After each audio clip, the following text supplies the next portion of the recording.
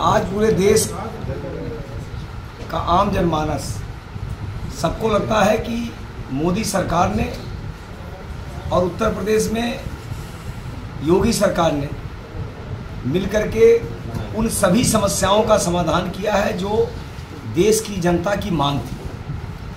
देश की जनता की मांग थी अयोध्या में भव्य राम मंदिर का निर्माण होना चाहिए। मोदी और योगी की सरकार ने उसका रास्ता प्रशस्त किया। आज भव्य राम मंदिर का निर्माण हो चुका है। देश की जनता की मांग थी देश के गांव गरीब किसान मजदूर के विकास के लिए काम हो, उनको अधिक से अधिक सुविधाएं दी जाए। मोदी सरकार ने गरीब कल्याण की अनगिनत योजना बना करके जो सुविधाएं 65 वर्षों में नहीं मिल पाई थी वो इन 10 वर्षों में मोदी और योगी की सरकार में लोगों को मिली हैं। इस नाते आम जनमानस, गांव गरीब किसान मजदूर, माताएं बहनें, सबको ये लगता है कि जितना तेज़ी से इस देश का विकास मोदी सरकार ने किया है, इस देश का मान सम्मान पूरी दुनिया में बढ़ाया है, इस देश की विभिन्न समस्याओं का समाधान किया है, इस देश के महापुरुषों को सम्मान दिया है, इस देश के तमाम ऐतिहासिक और धार्मिक स्थलों का पुनर्निर्माण किया है। इस नाते आज सबको लगता है कि फिर एक बार मोदी सरकार बनना चाहिए। 400 पार के संकल्प को पूरा करने के लिए बड़े पैमाने पर हमारे बिछड़े हुए साथी भी और अन्य तमाम लोग भारतीय जनता पार्टी ज्वाइन कर रहे हैं। भारतीय जनता पार्टी को, मोदी जी को, योगी जी को अपना आशीर्वाद दे रहे हैं। निश्चित रूप से हम ऐसे सभी लोगों का, और ख़ासकर सुदामा जी आज ज्वाइन कर रहे हैं। सुदामा जी हमारे साथ पहले से ही रहे हैं। बीच में कुछ मुद्दों से मतभेद होने के कारण हमसे अलग थे, लेकिन लगातार अलग होने के बाद भी बस्ती के तमाम समस्याओं के समाधान के लिए, तमाम मुद्दों के समाधान के लिए ये संघर्ष करते रहे हैं और उसके समाधान के लिए इन्होंने प्रयास किया है।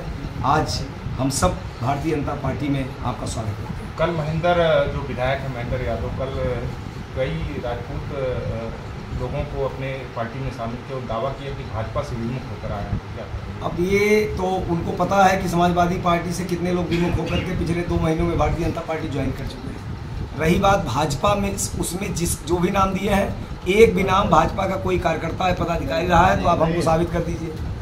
जिनका नाम उन्होंने लिया है वो ऑलरेडी बसपा से चुनाव लड़े थे और ऑलरेडी बसपा के जो सपा के वर्तमान प्रत्याशी उनके साथ रहे। नहीं, एक मैसेज नहीं, भाई देखो, ऐसा है, हर जाति के लोग 100% तो किसी साथ रहते नहीं है।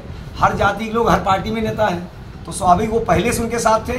वो एक न्यूज़ बनाने के लिए उन्होंने प्लान किया, वो पहले से उनके साथ थे, आज भी उनके साथ है। तो हम तो किसी एक जाति का 100% ये कहते हैं कि हमारे साथ है, ऐसा तो है नहीं।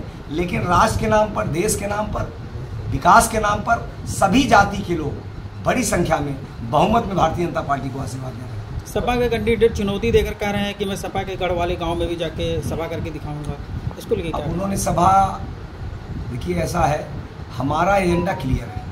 हमारा एजेंडा है राष्ट्रवाद, विकासवाद और गरीब कल्याण। अब सपा के कैंडिडेट की सभा कहीं नहीं सफल हो पा रही है, तो सभा नहीं सफल हो पा रही, लोग आ नहीं रहे, उसमें भाजपा का कोई दोषी है नहीं। अब वो ये चाहते हैं कि एजेंडा तू मैं पर आ जाए, जिसको हमको नहीं ले जाना है। हमको विकास की बात करनी है, हमको राष्ट्रवाद की बात करनी है, हमको गरीब कल्याण की बात करनी है। हम उनसे जब विकास पर 5 प्रश्न पूछते हैं तो उनके पेट में दर्द होता है। हम कहते हैं कि आप 32 सालों में, एक ही परिवार के लोग 32 साल शासन किए बस्ती में, 25 साल वो रहे, 5 साल भतीजा रहा, 2 साल से बेटा है। इन 32 सालों में आपने क्या किया, तो उनके पेट में दर्द होने लगता है। तो विकास गिनाने के लिए उनके पास कुछ नहीं है। इस नाते वो जाति की बात करते हैं, वो ऐसा तू मैं की बात करने का प्रयास करते हैं जिससे विकास का एजेंडा आम जनता से हट जाए। हम अपना एजेंडा विकास रखे हैं, वो कार्यक्रम उनका नहीं सफल हो रहा है, उनके कार्यक्रम में लोग नहीं जा रहे हैं, तो इस प्रकार की भाषा वो बोलते हैं। अब मैं उतनी हल्की बात न पार्टी का हूँ, न उतनी हल्की बात मैं बोलता हूँ। कल संत कबीरनगर में आकाश आनंद ने खुले मन से कहा कि बीजेपी ने 58 करोड़ जो पहले था 2014 पहले बोझ था, जो सरकारी बोझ था, वो अब 152 करोड़ कर दिया है। कैसा बोझ? कर्ज 152 करोड़? हाँ, 1000 करोड़। अब इसके बारे में देखिए, उन्होंने क्या कहा इसके बारे में मुझे जानकारी नहीं, तो उसको कोई कर्ज तो बढ़ा ही है, सरकार का कर्ज तो बढ़ा है पिछले सालों में। मैंने कहा कि क्या कहा, क्या उसका प्रश्न का उत्तर मैं क्या दूं? हमसे अच्छा, ये जो प्रधानमंत्री लगातार मैनिफेस्टो की बात कर रहे हैं, कांग्रेस के मैनिफेस्टो की, उसमें क्या घुसपैठिया कौन है आखिर देश में? ये ऐसा घुसपैठिया सबको पता है, पाकिस्तानी, ये बांग्लादेशी घुसपैठिया है। और कल ही इंग्लैंड ने 2 दिन पहले संसद में कानून पास करके कहा है कि हम सारे घुसपैठियों को अपने देश से बाहर निकालेंगे। अगर हम ये कहते हैं कि हमारे देश के संसाधनों पर हमारे देश के नागरिकों का हक है, इसमें गलत क्या है?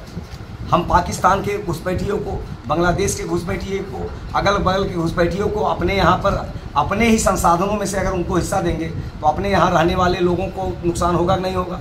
इसमें अगर प्रधानमंत्री जी ने कहा तो निश्चित रूप से सही है ये। और हम घुसपैठियों के समर्थक नहीं हैं। घुसपैठियों समर्थक जो लोग हैं उनकी बात करें। हम चाहते हैं कि हमारे देश के संसाधनों पर हमारे देश के नागरिकों का हक है, ना कि बांग्लादेश पाकिस्तान के नागरिकों का हक है।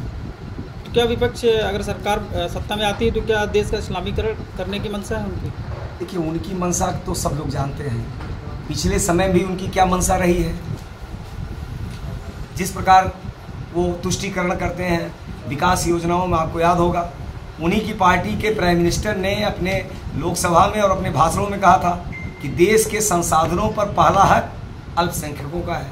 हमने तो कहा नहीं, हम कहते हैं कि देश के संसाधनों पर सबका हक है और बराबर का हक है।